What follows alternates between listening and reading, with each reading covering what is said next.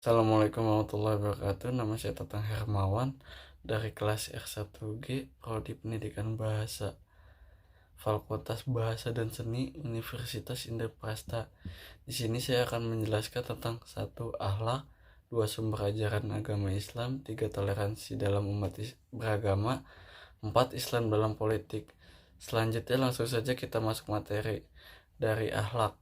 Akhlak adalah suatu sifat atau perangai yang melekat pada diri seseorang yang tercermin dari tindakan dan perbuatan orang tersebut dalam kehidupannya sehari-hari. Pendapat lain mengatakan bahwa arti akhlak adalah perilaku atau budi pekerti seseorang yang mencerminkan dari tindakan dan kebiasaan orang tersebut secara spontan sebagai bentuk manifestasi, pencermin dan refleksi jiwa serta batinnya.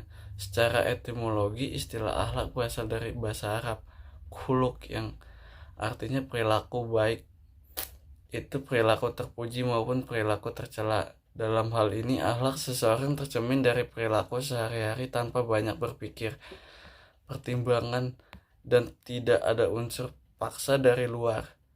Ruang lingkup akhlak secara umum ada 5 hal yang termasuk di dalam ruang lingkup akhlak seseorang di masyarakat. Akhlak pertama, akhlak pribadi, yaitu akhlak seseorang dalam menyikap segala hal yang menyangkut dengan diri sendiri, misalnya motivasi, etika, kreativitas, emosi, dan lain sebagainya. Dua, akhlak berkeluarga, yaitu perilaku seorang dalam menyikap hubungan dengan keluarganya meliputi kewajiban orang tua, anak, dan kerabat, misalnya etika kepada orang tua, tanggung jawab orang tua terhadap anak-anaknya, dan lain-lain. Akhlak bermasyarakat, yaitu perilaku seseorang dalam menyikap hubungannya dengan anggota masyarakat yang ada di sekitarnya, misalnya kehidupan masyarakat yang saling membantu, saling menghargai antara tetangga di sekitarnya, dan lain sebagainya. Akhlak bernegara, yaitu tingkah laku dan tindakan seorang dalam menyikapi hubungan dengan negara dan bangsanya, misalnya membayar pajak demi pembangunan, menjaga kerukunan dan keutuhan bangsa, dan lain sebagainya. Yang terakhir, akhlak beragama, yaitu tingkah laku dan tindakan seseorang dalam melaksanakan kewajiban terhadap kepercayaannya, baik itu kepada Tuhan maupun kepada sesama manusia. Pergolongan akhlak. Akhlak dapat digolongkan menjadi dua, yaitu akhlak terpuji dan akhlak tercela. Mengacu pada pengertian akhlak di atas, adapun pergolongan akhlak sebagai berikut. Akhlak terpuji. Akhlak terpuji adalah sifat dan perilaku seorang kepada orang lain yang dilakukan sesuai dengan norma-norma yang berlaku di masyarakat. Beberapa yang termasuk dalam kategori akhlak terpuji adalah sikap jujur, yaitu perilaku di dalam diri seseorang yang mau mengungkapkan sesuatu yang sebenarnya dengan tujuan tidak mendatangkan kerugian bagi dirinya dan orang lain. Perilaku baik, yaitu reaksi psikis seseorang dalam merespon hal yang berada di sekitarnya. Dengan cara terpuji, rasa malu yaitu bentuk emosi negatif di dalam diri sendiri sehingga membuat orang tersebut meninggalkan perbuatan-perbuatan tercela yang dapat membuatnya malu. Rendah hati, yaitu sifat pribadi seseorang yang selalu memposisikan dirinya sederajat dengan orang lain dan tidak merasa lebih tinggi dari orang lain. Murah hati, yaitu sifat seseorang yang mudah memberi kepada orang lain tanpa ada keinginan untuk pamer atau pamrih. Sabar, yaitu sifat di dalam diri seorang yang dapat bersikap bijak atau menahan diri dalam menyikapi segala sesuatu yang terjadi pada dirinya. Dua, akhlak tercela. Akhlak tercela adalah sifat dan perilaku seorang kepada orang lain yang cenderung melanggar norma-norma yang berlaku di masyarakat. Beberapa yang termasuk dalam kategori akhlak tercela: suka mencuri, yaitu sifat perbuatan seorang yang mengambil hak milik orang lain tanpa seizin dari pemiliknya. Pemarah, sifat seseorang yang mudah marah ketika sesuatu tidak sesuatu dengan keinginannya. Pembohong, sifat seseorang yang suka berbohong kepada orang lain dengan tujuan tertentu. fitnah, komunikasi kepada satu orang atau lebih bertujuan untuk memberi stigma negatif terhadap pihak lain berdasarkan atas fakta palsu yang dapat mempengaruhi penghormatan wibawa atau reputasi seseorang. Oke, saya akan menjelaskan yang kedua, yaitu menjelaskan tentang sumber ajaran agama Islam. Satu Al-Quran, dua hadis, tiga ijma atau ijma, empat qiyas. Satu Al-Quran adalah kitab suci agama Islam. Umat Islam percaya bahwa Al-Quran merupakan puncak dan penutup wahyu dari Allah yang diperuntukkan bagi manusia dan bagi dari rukun iman yang disampaikan kepada Nabi Muhammad Shallallahu Alaihi Wasallam melalui perantara malaikat Jibril dan sebagai wahyu pertama yang diterima oleh Rasulullah Shallallahu Alaihi Wasallam. Al-Quran seharusnya dijadikan iman, jangan dijadikan makmum. Jika ingin menjadi orang yang pintar, jadilah manusia yang semangat dan berusaha dan berdoa, dan jangan menjadi manusia yang pintar tapi yang ditempuh dengan jalan kebodohan. Karena dalil Al-Quran yang diambil hanya kenafsuhannya, bukan kebaikannya. Orang yang mengingkari pada Al-Quran akan disiksa bukan hanya di dunia saja dan juga di akhirat. Dua, hadis adalah setiap tulisan yang berasal dari perkataan ataupun percakapan Rasulullah SAW. Hadis merupakan salah satu paduan yang dipakai oleh umat Islam dalam melaksanakan aktivitas atau melakukan tindakan. Tiga, ijma atau ijma adalah kesepakatan seluruh ulama mujtahid pada suatu masa setelah zaman Rasulullah atas sebuah perkataan dalam agama. Berdasarkan definisi singkat di atas dapat disebutkan syarat-syarat sebuah ijma itu bisa disahkan. Terjadi kesepakatan seluruh ulama Islam yang disepakati adalah perkara agama.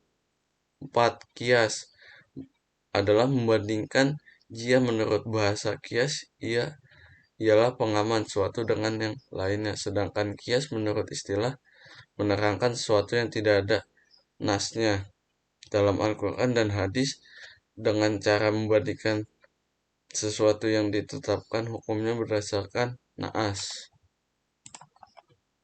Di sini saya akan menjelaskan yang ketiga, yaitu toleransi dalam beragama. Islam secara harfiah dimaknai tunduk, patuh, dan pasrah, keselamatan, keamanan, dan kedamaian. Jadi berdasarkan pemaknaan di atas, sebagai seorang muslim dalam konteks kehidupan berbangsa dan bernegara, harus bisa menjadi pemberi keselamatan, senantiasa menciptakan kerukunan dan memberikan rasa aman kepada orang lain atau disebut dengan toleransi. Sikap toleransi sangat penting sebagai alat pemersatu bangsa. Tanpa adanya toleransi, kehidupan yang penuh dengan kemajemukan dan perbedaan ini tidak akan pernah bersatu. Indonesia merupakan salah satu negara dengan tingkat kemajemukan yang cukup tinggi, suku budaya yang cukup beragam, dan bahasa daerah yang cukup banyak. Maka sangat dibutuhkan sikap toleransi yang diwujudkan dalam kehidupan berbangsa dan bernegara di dalamnya. Setiap orang harus mengerti dan memahami arti perbedaan. Namun fenomena yang terjadi akhir-akhir ini masih banyak terjadi gejolak sosial yang timbul dari akibat kurang bisa menegakkan sikap toleransi, khususnya sikap toleransi antara umat beragama. Toleransi merupakan bagian dari visi teologi Islam sejati, harusnya dikaji secara mendalam dan diaplikasikan dalam kehidupan beragama, karena ia adalah suatu keniscayaan sosial bagi seluruh umat beragama dan merupakan jalan bagi terciptanya kerukunan antara beragama. Toleransi atau as-samahah adalah konsep modern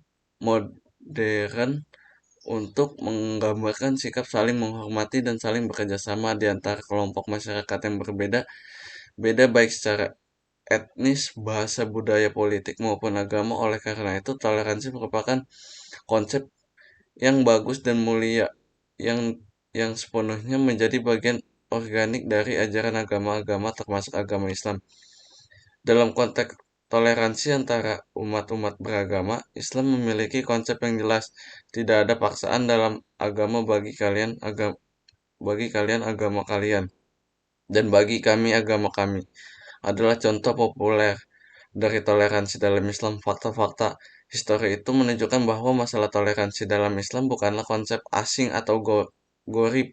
Toleransi adalah bagian integral dari Islam itu sendiri yang detail-detailnya kemudian dirumuskan oleh para ulama dalam karya-karya tafsir mereka. Kemudian rumus-rumusan itu disempurnakan oleh para ulama dengan pergaya-gayaan baru sehingga para akhir-akhir menjadi praktik kesejahteraan dalam masyarakat Islam. Konsep toleransi dalam Islam,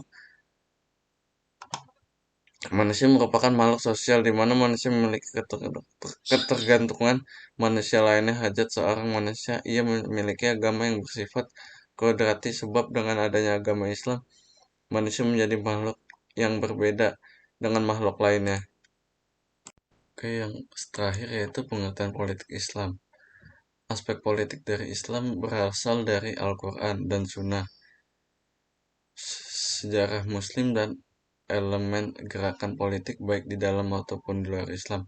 Konsep politik tradisional dalam Islam antara lain kepemimpinan oleh penerus Nabi yang disebut sebagai khalifah.